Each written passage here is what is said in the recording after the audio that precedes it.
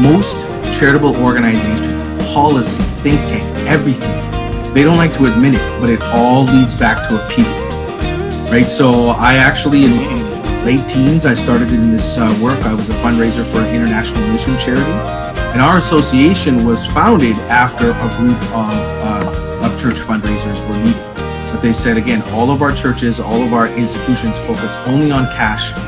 We need to expand out at the time through gift annuities, life insurance, all of that.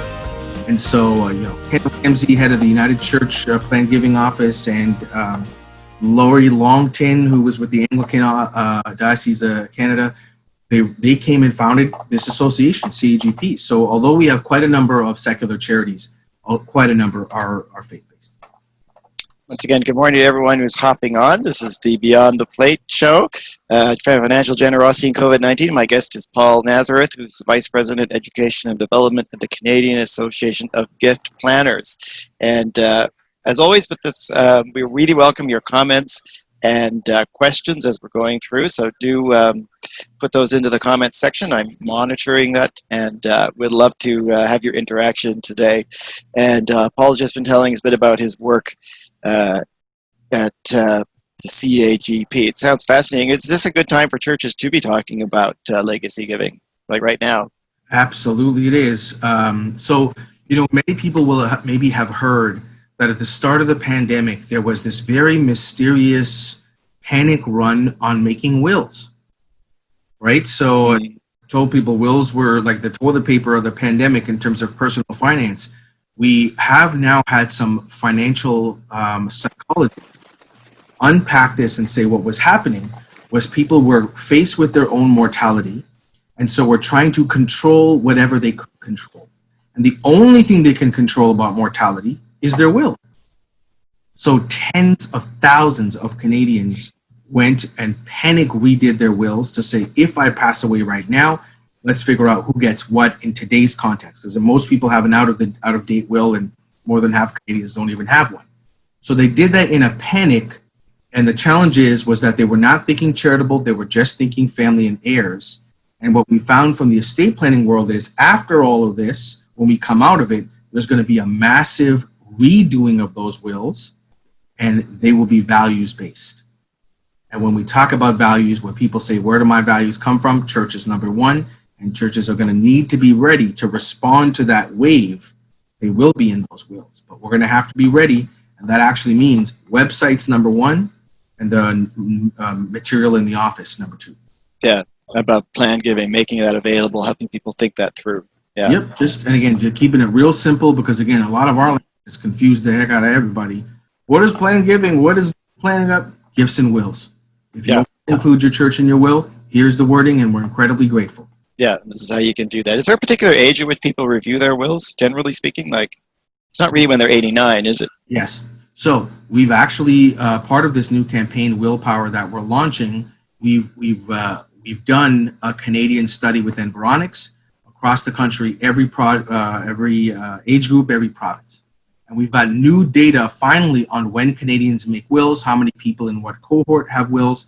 So no surprise, the older ages, because the old stat was 51% of Canadians have a will. Well, there's 20-year-olds in that number. So people above 75, you're approaching 90% of them have wills, right? And then in the 50 zone, about 60%, and then it drops down in the younger ages. People should make a will whenever they change legal status. Marriage, children, anything else, legal status should be the driver. What is the driver? Vacations. So vacations. Number one time a Canadian makes a will is before they abscond, usually on a hot vacation in the winter. They just think, I'm leaving the country, anything could happen, I'll do the will. And it's the most ineffective strategy, but that's how it plays out. How fascinating. This pandemic has changed the whole game.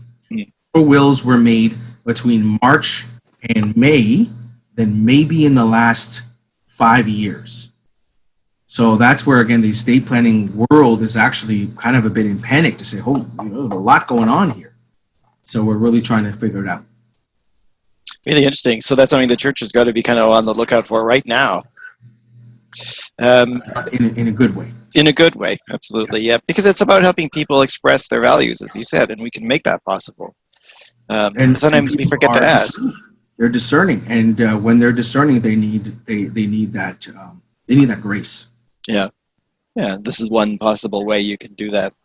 Just welcome everyone else who's hopping on. Don't forget, we welcome your comments and questions as we're talking today. So, I mean, COVID-19 has really revealed it's sort of sharpened the focus on the sort of funding environment the church faces itself in right now. And really things that we were putting off thinking about, we really have to think about now. Can you talk a bit more about that? I mean, what is it, the situation the church and charities are in now in terms of funding, digital, all those things? So, there's a couple different things here. One is Imagine Canada, which is an organization that often looks to represent the charitable sector and speak on our behalf to government in different areas, immediately started drawing in information when the pandemic started. And they took different cohorts, types of charities. And when it came to specifically the church segment, when they went to the government, they said, look, the charitable sector needs help. They were actually saying that churches took the single highest revenue hit of any type of charity in Canada. On average, 75% loss of income, but in the more urban areas, 90+% loss of income.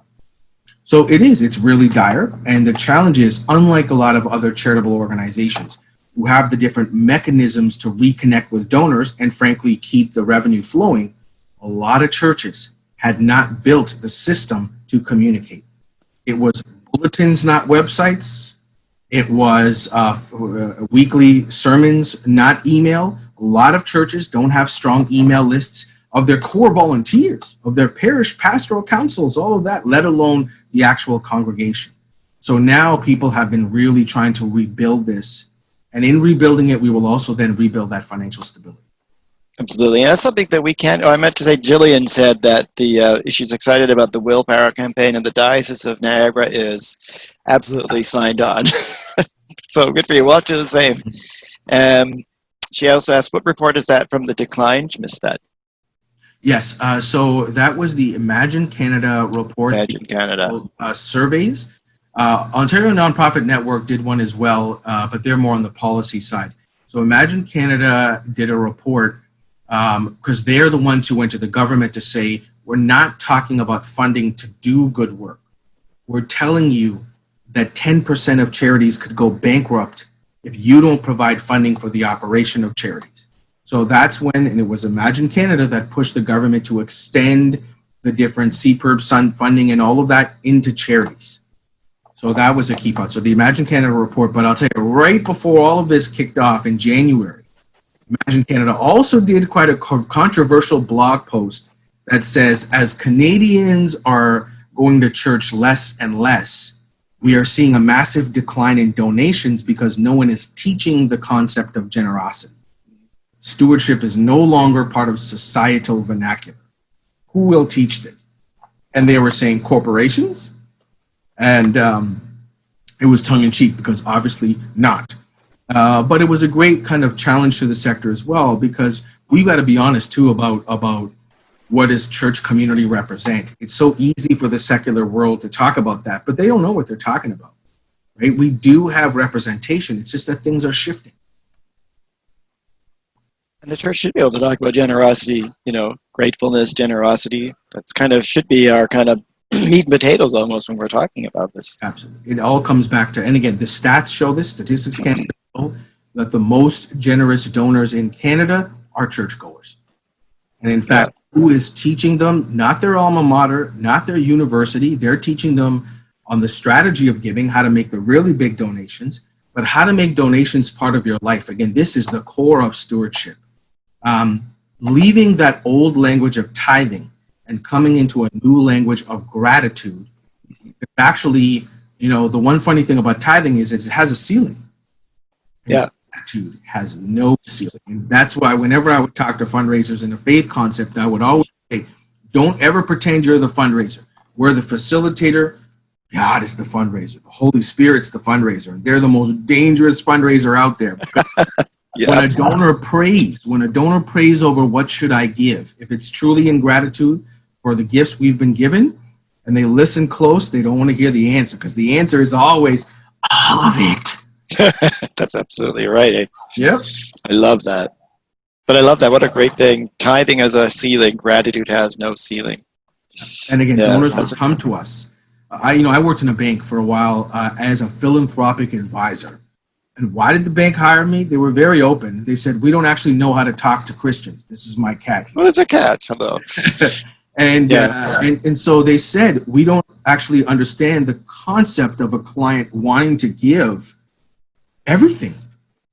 That's a terrible business strategy, right? And so it was really fascinating, again, to help people unpack the philanthropy of generosity. How do I give in life? And again, what we were doing was making sure they were taking advantage of the tax benefits, but they were also making sure it was the right thing for that age and stage. But when it came to the faith-based generosity givers, it was a very different conversation. A lot of churches, I know in the Anglican world anyways, are across the country, many of our dioceses have been really gracious about giving churches a break on their various assessments that they pay into the central, because obviously, as you said, income has gone down. But with that comes an opportunity, I think. And what would you say to churches who they've been given, yes, they have this drop in money coming in, but they've also been given a holiday by the diocese. I know in Montreal, it was 6 months and you don't have to pay. It's not like a loan. It was just a complete release. And it was, very gracious thing to do. So what should churches be doing right now, during this time? They have 6 months. What can they do? It's a challenge. Full disclosure, at different times in my life, I've worked for dioceses, and I really believe in this concept of central support. In fact, one of the things, because I get to, when I worked for the Catholic Archdiocese of Toronto, that was my denomination.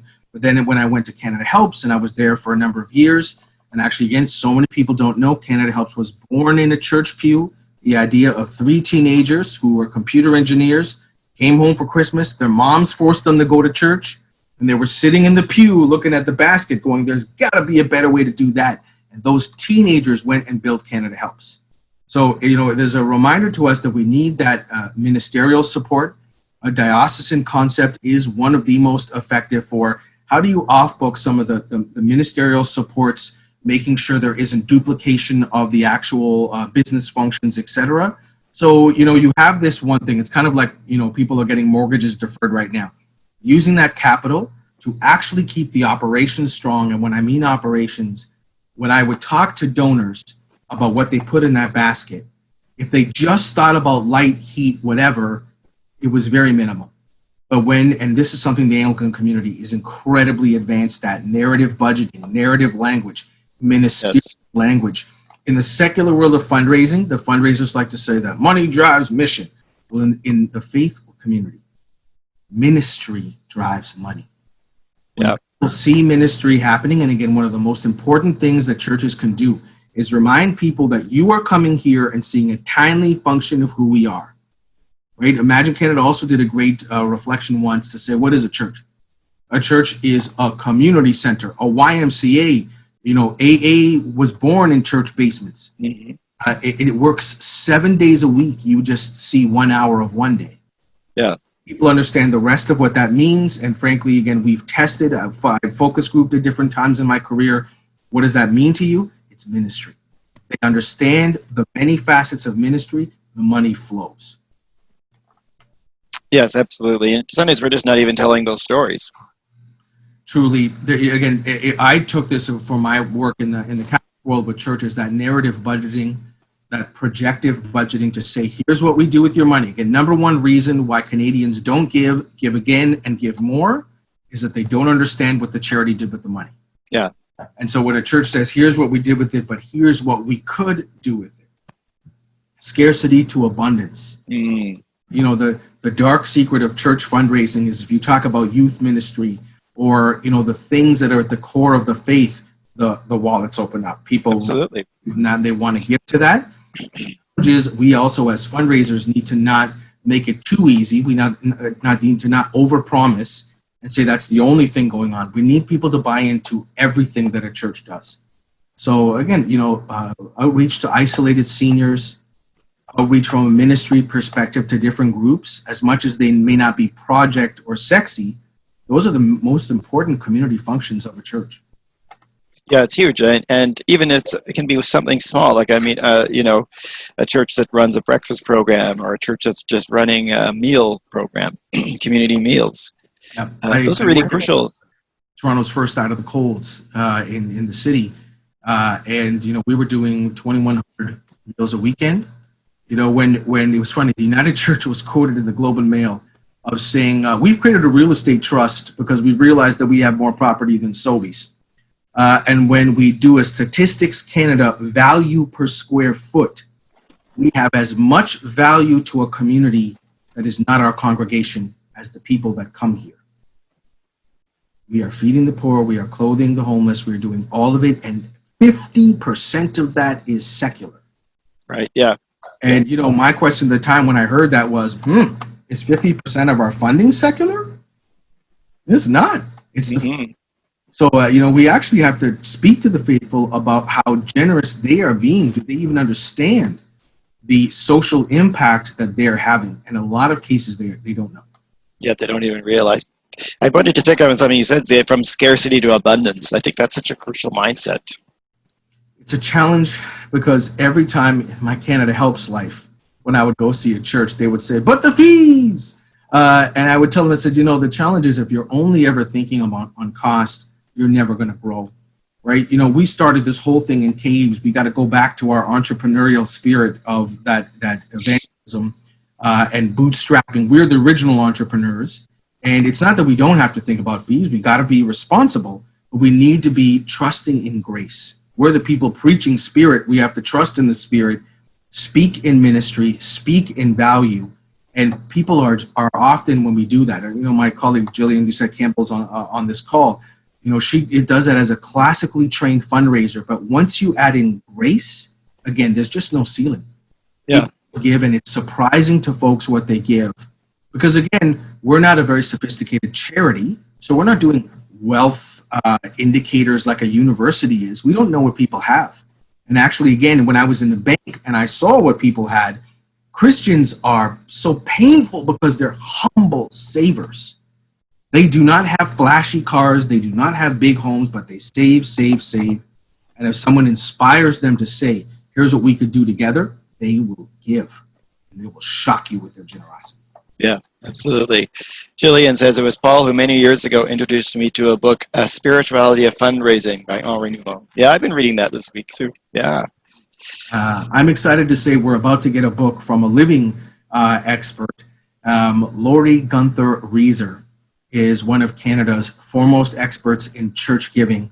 And I've been bothering her for years because she is one of the greatest articulators of church giving, offertory, the plate, and she's finally writing a book. So it's just about to come out, and when it comes out, it's going to be a great resource for those of us that serve the people of the pews. Yeah, absolutely. Oh, I love Laurie. We had her on. She was on this a few weeks ago. Yeah, we got to keep her. We got to keep using her. Yeah, absolutely. Yeah. And she's a lot of fun as well. Just thanking everyone who's online and bringing your comments. And as I said, bring your comments and questions, or if you wanted to say yes. Hi, Anderson. Nice to see you. Yeah, Jillian says she's fantastic. She sure is. And so are you, Jillian. Jillian was on last week, and we had a really great conversation. So there's a lot of great stuff going on.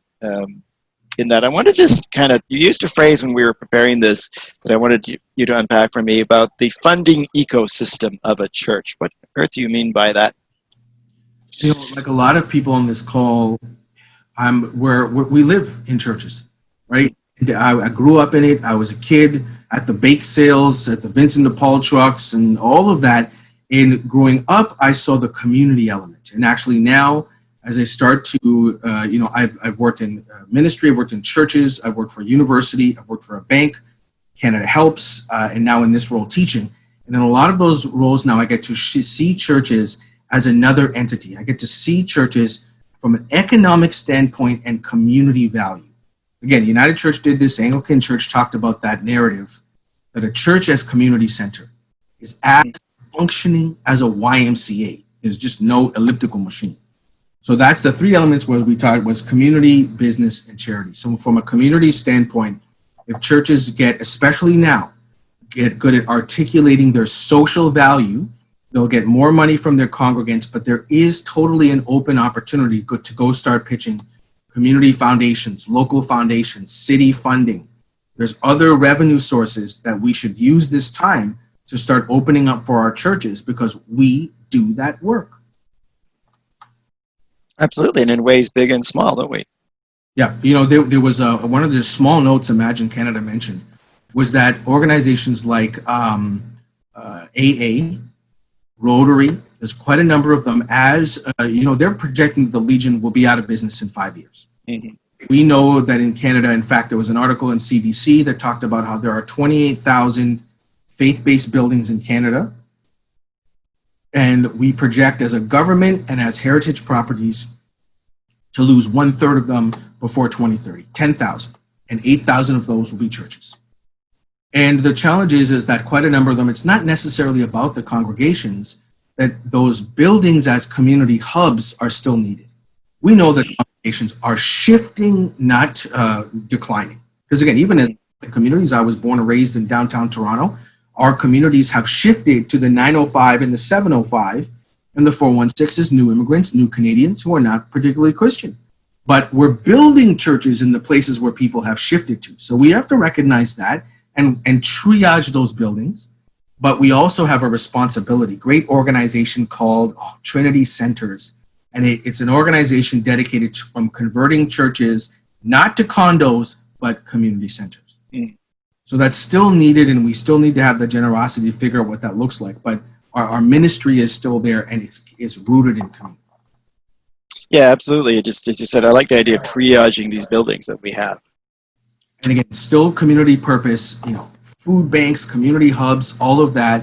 And actually, when they do that, they can also still function in a faith capacity, right? Ministry is always needed. It just doesn't always have to look like the full suite that we have in a fully functioning church with a pastor and an office and all that. So that's the community element. The business one is the next one. Yeah, because a couple of comments on that. Leanne says, community articulates social value. I think that's absolutely right, isn't it? That's it. Jillian said, yes, so important to show and share our values and mission, show our relevancy. Absolutely. And those are just stories that churches could be telling. That's it. And often are not. I remember, these are fundraising stories. Yeah, this is about fundraising. Secular, community-minded people, municipal counselors are always shocked to hear that, again, AA meets in our basement. Yeah. Organizations come to and meet in our lobby. We were the first ones to do kids, all this YMCA stuff. We were doing it 100+ years ago. Every hospital was built brick by nuns, right? We've just got to recognize what that all comes back to, because once the secular world pushes it out, make no mistake, they're working every day to push it out. They will lose their tether to the spiritual and ministerial world, and they lose their purpose and they lose their focus. Yeah. Actually, we have a responsibility to, one, remind them, but also remind the community what we're still doing, and funding will follow that. Absolutely. And there are a lot of little things that churches are doing that they're not even kind of themselves aware of. So those stories we need to tell. We just need to say, hey, food, like we're doing this community meal here. It's really crucial. And I think that one of the pivots churches need to make is from entertainment to hospitality, it seems to me. Like entertainment fundraising, where we invite people in, make them pay, entertain them. It's kind of been... I really struggle with that piece. Again, I think a lot of that entertainment thing is community building. Mm-hmm. But I wouldn't always say it's the best fundraising, because it's one of the highest amount of costs for the lowest amount of return. Yeah. When it comes to a community building element, absolutely. Right. Again, I have a problem, and in life you allocate your obsessions to work, and then you become a career success. So I have no hobbies, and I read T3010 tax forms before bed, and I read the history of charity legalities. I even read all the founding documents. More than 50% of Canada's food banks were born in churches. Yeah. Still, 1/4 of Canada's food banks are solidly connected, and they only operate because of revenue from churches. Food banks are tied to us. That community aspect is tied to us. So much of incorporated legal Canadian charity born in the pews. Yeah, absolutely. Church's community. So what about this church's business? So the church's business is important is because if there's one thing we can do at this time is actually do the work while a lot of physical buildings are closed to raise our game in terms of monetary infrastructure. My first job when I left university was for an advertising and publishing company called Liturgical Publications. And it makes the most number of church bulletins in all of Canada. It was like 1,800 at the time. And I was 17, 18 years old, spending a week in churches doing the publishing of the bulletin. So confirming all the advertisers on the back and then doing the publishing. But when I was having those conversations with the advertisers and saying, why do you pay money for that thing that goes out to people every week? You're an insurance guy. And again, the church is a hub of business, of community. And there's a lot of transactions that are non-donation that take place. In fact, if there's one thing that churches could get better at for their congregations, it's getting up to speed, point of sale devices and things to sell tickets to the choir, the Christmas concert. We're still using cash. It's 2020. Tim Hortons, everybody's got tap. Yeah. They're still dealing with cash. When we ask, or the banks did a great study with Canadians, why do you go to bank machines? And they didn't want to put the study out because there was a super high amount of people saying, I go on Sunday before church because it's the only place I need cash. Right. And so that's the challenge. Right now, from a business standpoint, we could raise our game in terms of operations, point of sale, ticket sales, everything down to the bake sale, because you think, well, bake sales, we're transacting a quarter, but people want to give you $10, $20, $30, $40, $50 for that muffin. They need tap to do it. Yeah. Right? Besides, yes, seniors carry those larger amounts of money, but we know we're talking about 70 and 80-year-olds.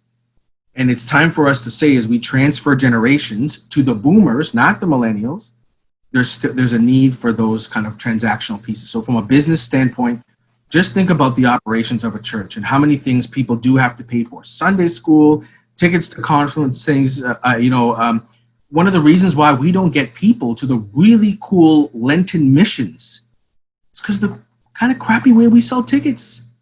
You got to go to the office, and the office is closed most of the time that working people are working. We want bodies. We need more people at those Lenten missions to take those homilies and different mission pieces. But what's holding people back? Actually, it's the business element. It's not the spiritual element. So in this time, we're seeing a lot of churches get up on their EFT money transfer, on getting their point of sale devices set up, on getting their online donation and online payment set up for tickets, not just donations. That's what will build a strong ecosystem for the world going forward. Oh, I love that. So you're even talking about like when we sell tickets, because it's true, we're still selling tickets in the church hall after, church on Sunday in cash. So what you're saying is we really need tap and go. And again, even the, diocesan financial controls and finance councils and all of that, the holy rollers won't be around forever. The people that roll the coins and all that kind of stuff. This is where, again, from a money standpoint, it's a service issue to people so that they don't, there's nothing that makes me more pained as a parishioner when I can't do the things on Sunday I need to do because they didn't tell us it was going to happen. We're selling tickets to this and that. We're selling flowers over here and there's candles over there. If I'm not coming there with cash, what can I do? Again, I've been to churches. The United States is always 10 years ahead of us, and that's technology. I've literally been to churches in the States and where, they've got tap at the candles, you've got tap for tickets. It's from a business standpoint to be able to serve people, but absolutely raise more capital. We need to get better at all those transactional devices. From a business perspective, you got to think like a Tim Hortons. Think like an Tim Hortons, everybody. Yeah. Everybody spends all their time there afterwards anyway, right? Whenever I work with donor churches, I go visit them at the church, and then we go to Tim's after for the students. Yeah. That's where the seniors groups are. Yeah. I did my major gift fundraising. Just sat down with a group of people, talked about what the church does, answered their questions, and said, listen, I'm going to leave it up to you. Again, go pray about it. And they would go, and then it wouldn't be $1,000 donation. It would be a $10,000 donation. Yeah. When one of them said, hey, I give my alma mater, I give my university stocks. Can I give securities to my church? Absolutely you can. And in Canada, securities is the number one most beneficial way to give. It won't happen right now because of the state of the stock market, but we will have a rally before December 31st. And anybody who could take stocks, we've seen, again, I've built Canada Helps' stocks giving program at churches, and people who give stocks give a large percentage more than they would have given if they were giving cash. Yeah. Well, I mean, giving, stocks and assets like that is a long-term gift anyways. I was at a church where someone had put the church in his will, and he lived to 101. So, the American Anglican Church actually did a study about gift annuities, and that people who had gift annuities actually, they showed in mortality tables that they lived longer. Yeah, they're going to wait that out. But by the time when he did die, I mean, it was a very considerable gift. That's what I'm saying. Again, we also got to know, and this comes from Canadian studies with our colleague Penelope Burke and Cygnus Research, that people that confirm a bequest to your church will give more money in life. Yes. You've actually solidified the relationship with you. You are now, I would always tell them, you got season tickets to this place. Like, I would go to a church and sit down in a pew, and then I'd get an older person coming up and giving me the stink eye because that's my seat. I said, you sat here your whole life from baptism to burial. Would you make sure that this seat is here for somebody else? And so they make the will, and they automatically start giving more in life. So right now, stocks are really about offering. It's really exciting. Pastors are really excited to start seeing people give their entire offering in January. And we tell them, what could the church do with that? Now they can start to do capital projects. Yeah. Interesting. But so Leanne Matthews is commenting on that. Tim Hortons for the win. So your piece of advice for us is think like Tim Hortons. That's right. We can beat Tim Hortons because they were taken over by a Brazilian company that's running them into the ground. So I know. They can't, right? So again, truly, that what they've lost is that community connection, that humble element that churches own. If we think like that old school Tim's, that community-minded organization, service, community, connection, we can outmaneuver everybody. So I love it. Yes, service, community, connection, but you're also saying just get those tap and goes in there, get that infrastructure in your church. You know what? You got to let the arteries got to be clear for the blood to flow. And we've created so many barriers to money. Yeah. Yeah. And I think as well, like,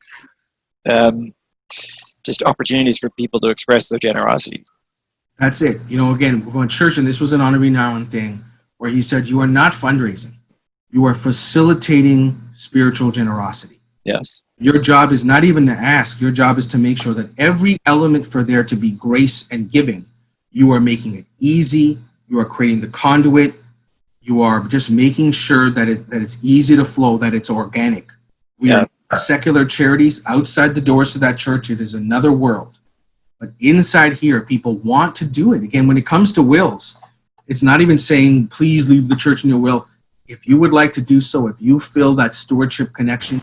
When I was in a bank in a trust company and I was looking at all their tax receipts and we were making the estate plan, I would say, sorry, I see a pre-authorized giving amount in here. I see second collections and a ministerial gift. The church is not in the will. And it was like the V8 commercial from the 80s. Oh, my church. And I said, I call it. Just said, you had season tickets. People are there weekly. They don't give to anything else charitably weekly. And yet that's the one time they often forget. So all we're doing is saying, if you want to, if is a more powerful word than would you. People worry about asking. We don't even have to ask. We just have to make sure that the offer is out there, that the language is out there, and people will respond. Yeah, this is what Jillian was saying. She said, how would you encourage clergy and church leadership to be okay with talking about planned gifts? I did a lot of this in my time in the diocese, and it was simply walking with pastors to say, I know that the world of fundraising makes you uncomfortable. Good. I don't like it either. An adult onset allergy to chocolate almonds. Let's talk about stewardship. Let's talk about grace. And as a pastor, just making sure those different times of year that we say, please remember the church and the estate plan. Please remember your offering, your pre-authorized giving, and all of that. But the most important thing for a pastor to do on the calendar, and we got to set the date. It's got to be January, August, and then November. Aggressive thank yous. Number one thing the churches don't do well is say thank you. We're notorious for giving out tax receipts without letters that say this was a sacrifice. We talked about sacrificial giving, and we appreciate it. It is going to ministry. Thank you. So, pastors are always worried about asking. If they spend more time thanking, the gifts will flow.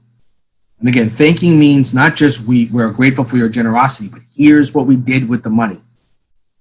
And, again, when we talk to pastors about ministry, saying you don't got to ask them for money, but just tell them what we would do if you had more of it. Yeah. Right? We want a youth ministry.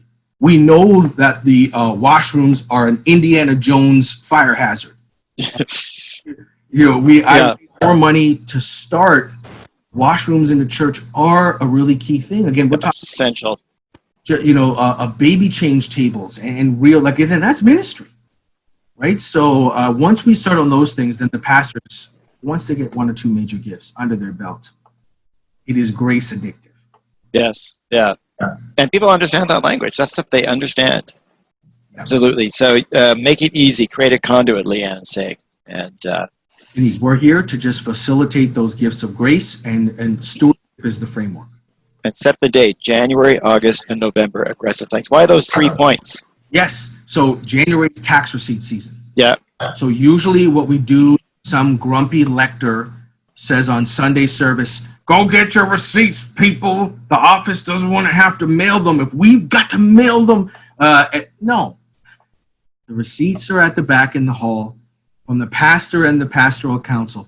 Thank you for what you give. We're grateful for what you give. In the envelope, yes, I know some churches have stockpiled the windowed envelope for 30 years. Yes, we've got to change it. There's got to be a letter in there from the pastor and the pastoral council. Thank you. So that's the January. August is as everybody gets back to school mindset, just reminding everybody, please remember the things that we do as you're thinking about your gifts, that giving season. Church is here. We do a lot of ministry. Here's what's going on. But again, a thank you for everything you do. You helped us survive over the summer. To all you pre-authorized people, if you wonder why you're on it, you went to the cottage, but you kept the lights on. Yep. August, actually September, we found is the number one time outside of January of pre-authorized giving conversion. We're trying to get basket people on the envelopes, envelope people on the pre-authorized into major donations and asset-based giving. And then the November season is that everybody asks in December, wrong play. That's when already in Advent and everybody's brains turned off. November is the planting of the seed, saying as you're feeling that generosity, we're the place to help you express that. Please remember us in December. Anybody who primes, again, we are farmers. We are pastoral. Mm-hmm. Plant the seed, you will reap a bigger, more ripe fruit, as opposed to trying to flip it in 2 weeks, which is when everybody asks. Christmas Eve is the wrong time to ask. Yeah. Yeah. Plus, we lock all our office doors on Christmas Eve, right? We're the worst business ecosystem in the whole charitable world.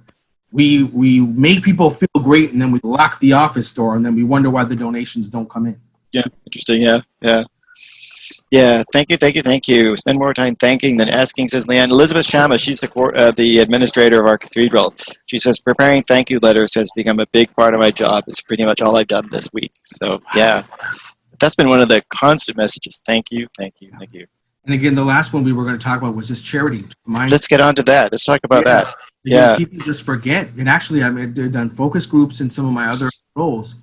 People would say to me, oh, churches aren't charities, are they? And really fascinating and important that you don't want them to lump you in with sick kids and everything else that's secular.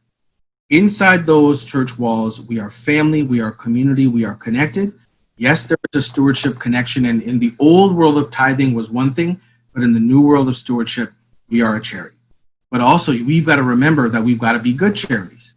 So the T3010 reporting, so that there's financial transparency, and you don't want them to go to the revenue agency website to find out what the church does. No. Because that pie chart is awful. Administration, overhead, all that. Again, the Anglican community with the narrative budget and narrative finance reporting is the most advanced in the Christian world.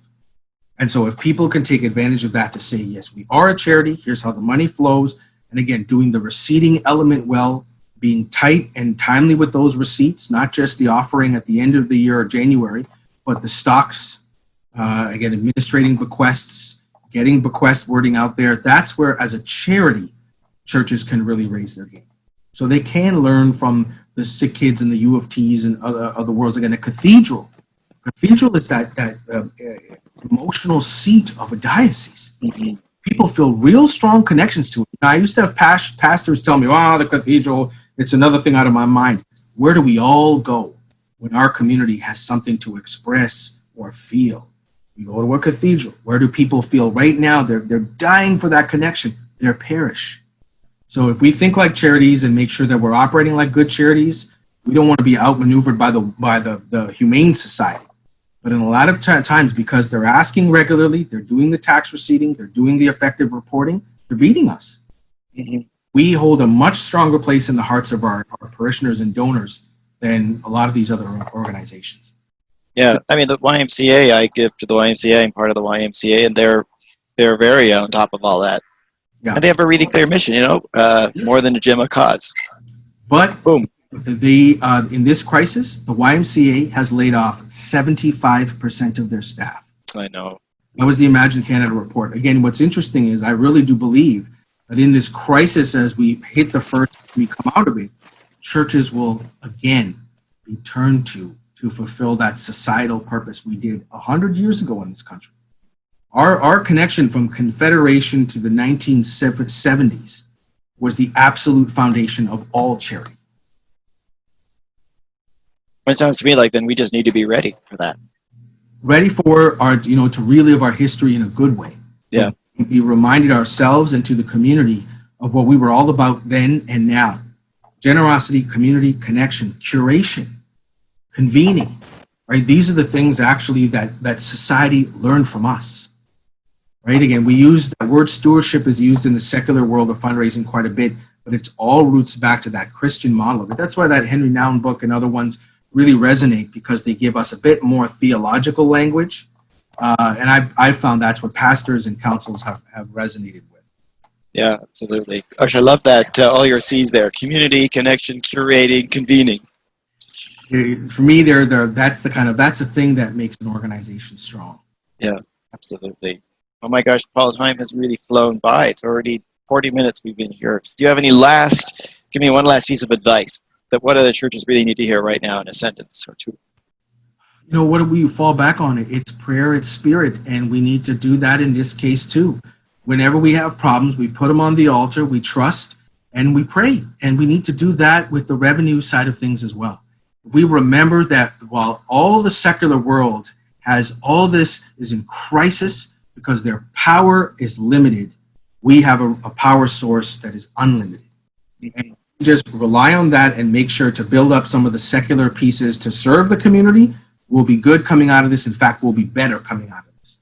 If we build those connective elements, the transaction, again, business, community, charity. If we build the infrastructure and then leave it on the altar and connect it to the spirit, unstoppable. In terms of infrastructure, I just wanted to say something really clear to our churches about that. So does that mean it means having some kind of tap and go, making sure to have digital means of giving? Fully. I worked with Canada Helps when it was first founded. My church, in my fundraising life, and still even now, they've cleared me to share this, but I've been pushing them for years for churches to bring on pre-authorized giving and EFT. Yeah. So by the fall, Canada Helps will also have pre-authorized processing with tax receipting. So that's going to be wonderful to help congregations to do that, because now they do it with banks, but they have to do all this work for the tax receipting. Canada Helps is going to have that as well. Oh, that's fantastic. They can plug into the online giving. The Anglican Church is specifically connected to the stock program of Canada Helps. But then for your transactions, for those ticket sales and everything, we need the point of sale devices. We need to be better with the transactions. So it's time to call the bank and say, look, you make money, we make money. You need to be better at helping us to build out the ecosystem. So, how does Tim's do it? That's when I was working in churches, I would really say, how do I make this convenient for our people in the way that they move millions and billions of dollars? People are coming to us and they want to do stuff. If they don't have the cash, they can't do it. How do I convert everything to make it easy? Yeah, absolutely. But I want to end on that wonderful note that you're giving us. Put problems on the altar, trust and pray. It's absolutely it. Or as Jillian says, well, we have a power source that's unlimited. That's absolutely right, isn't it? Paul, thank you so much for a fascinating conversation. I've just really gotten so much out of this. I hope our audience has as well. So thank you for your time and passion. And yeah, that's been fantastic. Thank you. CGP is here to help. Anybody can look me up. LinkedIn's where I live, not in this box. All right. Here to help. Well, I'm sure we'll talk again. So thank you everyone for joining and for your comments. And we've got a recording of this, which will be available. So